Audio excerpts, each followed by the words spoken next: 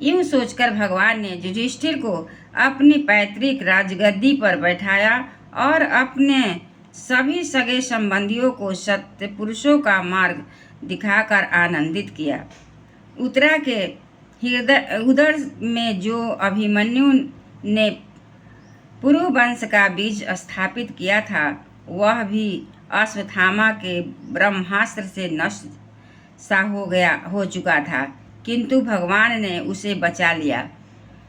उन्होंने धर्मराज युधिष्ठिर से 3 अश्वमेध यज्ञ करवाए और वे भी श्री कृष्ण के अनुयायी होकर अपने छोटे भाइयों की सहायता से पृथ्वी की रक्षा करते हुए बड़े आनंद से रहने लगे।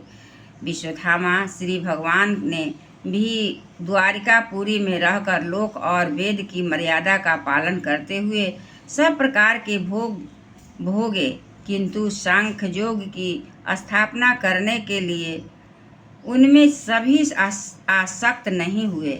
मधुर मुस्कान, स्नेहमयी चितवन, सुधामयी वाणी, निर्मल चरित्र तथा समस्त शोभा और सुंदरता के निवास अपने श्री विग्रह से लोक परलोक और विशेषतया यादवों को आनंदित किया तथा रात्रि में अपनी प्रियाओं के साथ क्षणिक अनुराग युक्त होकर समयोचित विहार किया और इस प्रकार उन्हें भी सुख दिया। इस तरह बहुत वर्षों तक विहार करते करते उन्हें गृहस्थ आश्रम संबंधी भोग सामग्रियों से वैराग हो गया। ये भोग सामग्रियां ईश्वर के अधीन है और जीव भी उन्हीं के अधीन है। जब जोगेश्वर भगवान श्री कृष्ण को ही उनसे वैराग हो गया, तब भक्ति योग के द्वारा उनका अनुगमन करने वाला भक्त तो उन पर विश्वास ही कैसे करेगा।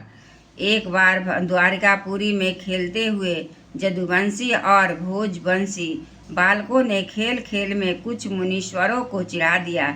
तब यादव कुल का नाश ही भगवान को अभिष्ट है, यह समझकर उन ऋषियों ने बालकों को शाप दे दिया।